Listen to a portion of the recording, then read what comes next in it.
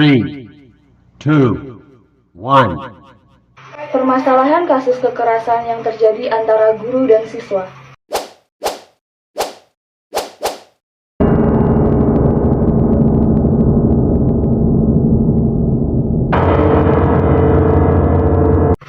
Guru sebagai pendidik dan siswa sebagai peserta didik merupakan pelaku utama dalam sebuah proses pembelajaran. Keduanya menjalankan peranan penting dalam mencapai tujuan pembelajaran.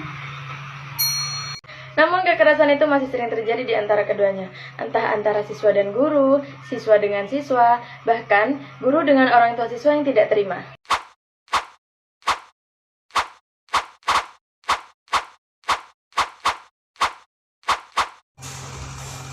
Kami telah mewawancarai salah satu guru dari sekolah dasar mengenai kasus kekerasan yang terjadi di lingkungan sekolah. Berikut videonya.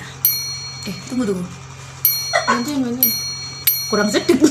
Menurut Ibu, bagaimana gambaran tentang kasus mengenai kekerasan yang terjadi antara guru dan siswa ataupun sebaliknya?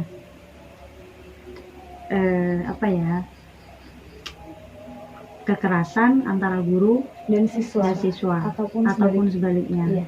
Nah, kalau di zaman sekarang, mungkin ya Mbak ya, kalau zaman sekarang itu kasus kekerasan antara guru kepada murid itu jarang sekali.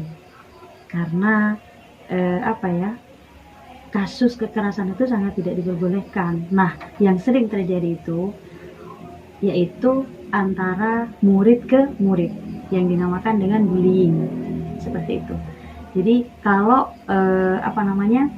antara murid dengan murid itu sangat sering terjadi, dimana misal gini, kadang anak itu terlambat masuk sekolah, itu sudah kadang anak yang suka ngebully ya, kok telat ngapain. Nah, sedangkan anak yang dibully itu dia itu minderan, Merasa gimana gitu. nah kayak gitu. Jadi itu sudah termasuk bullying, apalagi menemukan hal-hal yang nggak wajar, misal kelebihan obesitas ya, kayak gemuk gini-gini. Itu kan kadang anak-anak kamu lo gemuk, banyak maam ya, kayak gitu. Nah, anak yang dibully Merasa gimana? merasa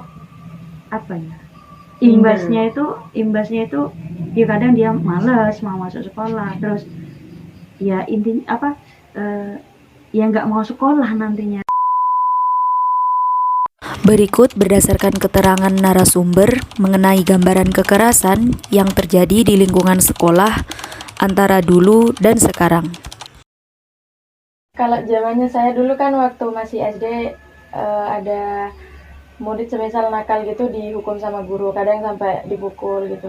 Kalau sekarang gimana? Kalau sekarang itu mungkin hal seperti itu jarang terjadi. Kenapa? Karena mungkin zaman dulu dengan zaman sekarang itu beda ya. Kalau zaman dulu itu memang betul-betul super ketat, dan itu pun hasilnya juga bagus sih ke anak-anak. Dengan cara seperti itu, misal rambut panjang, mau di petal, terus kuku panjang, mau dipukul sama sapu atau penggaris kayak itu. Nah, kalau zaman dulu itu mungkin karena kurang kalau zaman dulu itu daripada sekarang itu loh, beda memang. Namun kalau zaman sekarang dibuat seperti itu, sepertinya untuk anak SD zaman sekarang itu nggak bisa. Bisa jadi nanti anak kalau misalkan dibuat seperti itu akan menjadi anak yang penakut untuk sekolah atau mencari ilmu. Nah, sementara di negara kita itu bagaimana sesuai dengan Cak Nadim itu ya, kita apalagi sekarang ada sekolah penggerak. Nah, sekolah penggerak atau sekolah merdeka kayak gitu. Nah, kalau misalkan kekerasan itu masih terjadi di zaman sekarang, yang ada anak itu bukan mau menjadi anak yang penggerak, mau jadi anak yang hebat atau menjadi anak yang merdeka kayak gitu, malah yang ada takut nantinya. Nah, beda lagi kalau misalkan nanti anak dibuat kekerasan seperti itu, jalur hukum nanti orang tuanya yang nggak terima. Nah, sekolah manapun, lembaga manapun itu dilarang seperti itu, dilarang membuat kekerasan seperti itu pada anak. Nah, mungkin kalau zaman dulu karena kurangnya apa ya, teknologi mungkin ya. Jadi apa, bisa membuat semacam apa, semacam hukuman lah kayak gitu. Tapi kalau zaman dulu itu memang nurut-nurut anaknya, dan itu pun nggak masalah karena memang orang tuanya ya sudah pasrah dan mengizinkan, apalagi di pedesaan ya. Kalau di pedesaan itu, di pelosok-pelosok itu memang orang tuanya sudah nggak mau tahu, yang penting anakku sekolah, embo itu dikapakno, nggak ngurus wis. Kalau sekarang dituntut Nah, mungkin. kalau sekarang nggak bisa seperti itu. Bisa jadi nanti gurunya yang disalahkan. Dibawa ke hukum gitu. Nah, karena kurang pengawasan dari guru seperti itu. Kalau guru antar guru itu sangat jarang terjadi, karena memang karena kalau sudah guru otomatis dia sudah mempunyai pikiran yang profesional lah ya. Kalau misalkan masih ada yang guru antar guru masih ada yang saling seperti ini, nah nggak layak lah menjadi guru. Ya, jarang sekali kalau guru antar guru itu jarang sekali. Yang sering terjadi itu antar siswa dengan siswa. Lalu, kebijakan apa yang harus dilakukan untuk menghindari hal tersebut? 3, 2, 1.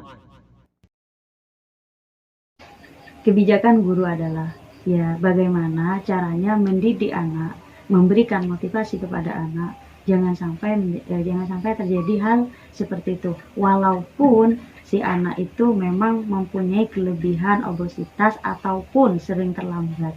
Nah, tidak seharusnya anak itu bersikap seperti itu. Dengan cara kita memberikan motivasi kepada anak, memberikan memberikan sesuatu, bagaimana sih cara menyikapi anak yang seperti itu. Memberikan pengertian lah kepada memberikan pengarahan kepada anak yang suka ngebully. Dan anak yang suka ngebully itu ya harus diberikan cerahan khusus. Artinya kalau misalkan kita mau dimasukkan anak itu ke ruang BK, nah harus diberikan bimbingan konseling yang tepat ke anak yang suka ngebully seperti itu. Karena tidak semuanya anak itu suka ngebully gitu loh. Mungkin beberapa anak yang suka ngebully bisa dikatakan anak sing bandel gitu lah ya. Nah kayak gitu. Tapi kalau mungkin kekerasan fisik yang terjadi antara siswa dan siswa kan Kalau kekerasan fisik antara siswa dan siswa pernah terjadi? Apa ya masih sering? bisa dikatakan jarang lah. Kalau zaman sekarang itu jarang. Pengalaman di lembaga saya sendiri itu nggak pernah ada kekerasan antara siswa dan siswa, itu nggak pernah. Bullying ada gitu. Ya bullying yang sering terjadi di bullying. Kalau masalah kekerasan itu nggak ada. Karena pengawasannya mungkin gitu. Oke, karena salah satu itu juga menjadi kebijakan guru, pengawasan guru kepada anak ya harus super ketat gitu loh. Bagaimana caranya anak-anak itu nggak sampai jadi kekerasan antara satu dengan yang lainnya. Nah, kalau masalah bully itu mungkin di mana-mana sudah Sering terjadi. sudah sering terjadi.